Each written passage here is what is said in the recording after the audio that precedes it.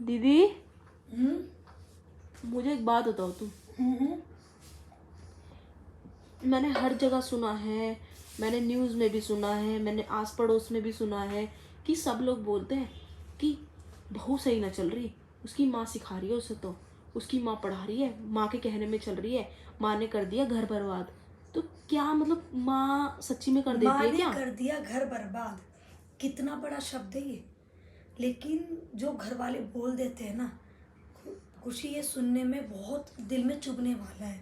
एक माँ जो अपने बच्चे को पैदा करती है, 9 महीने दुख दर्द झेलती है, इतनी उससे डिलीवरी करवाती है अपनी, है अपनी लड़की को पढ़ाएगी लिखाएगी, नाजों से पालेगी, और फिर इतना पैसा लगा के इतना दान दहेज और यूल है और रूल है, 36 तरह के सामान ने दे दा के अपनी लड़की विदा करेगी, ठीक है, अपने आप पे कर्जे में डाल लेगी, वो अपनी बेटी का घर बर्बाद करेगी। क्या बोल रही है तू? है ये मतलब समाज के लोगों की सोच देख। अरे भाई बेटी है, मैं ये नहीं कह रही, एक जो लड़की होती है ना वो एक कच्ची मिट्टी की तरह होती है, ठीक है। तो जब वो ससुराल में शादी करके आती है भाई, सास ससुर हस्बैंड सबके हाथों की वो एक तरह कच्ची मिट्टी है, वो जिसको उसको जिस सांचे में डालेंगे ना वो वैसे ही ढलेगी भाई।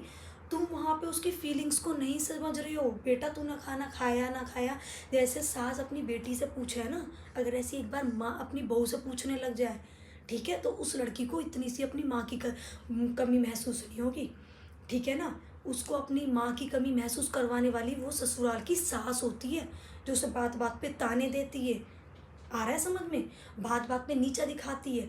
तो अब उसे याद आता है कि हाँ, एक एक ताना उसे अपनी माँ की याद दिलवाता है कि मम्मी तो मुझे ऐसे समझाती थी, मम्मी तो मुझे ऐसे करती थी, और पति भी साथ ना दे, पति भी जिसमें कि ये बोल दे कि यार तूने कुछ कर ही दिया होगा तभी तो बोल रही होगी मम्मी ने। ससुर है वो भी भैया सास के अंटे में चल रहा है, उसे तो कोई मतलब ही ना दीन दुनिया में। भाई सही और गलत की परख तो रखो कम से कम। कोई भी, पहली बात तो ये सबसे बड़ी बात गलत है, मैं सबको दावे के साथ कह सकती हूँ, कोई माँ कभी भी अपनी बेटी का घर बर्बाद नहीं करती। हमेशा अगर वो बर्बाद करने वाली होती तो वो कभी घर बसवाती नहीं, ठीक है। और जो माँ ये बोलती है ना वो सासुएं खुद गलत होती है, इसीलिए वो दूसरे पे लांछन लगाती है, क्योंकि उनके अंदर खुद कमियाँ होती है, ये मैं दावे के साथ कह सकती हूँ।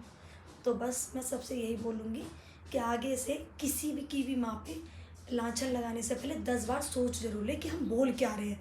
अरे उसकी माँ से पूछो जिसने उसको कितने दुख दर्द से पाला है, तब किसी के लिए बात बनाना।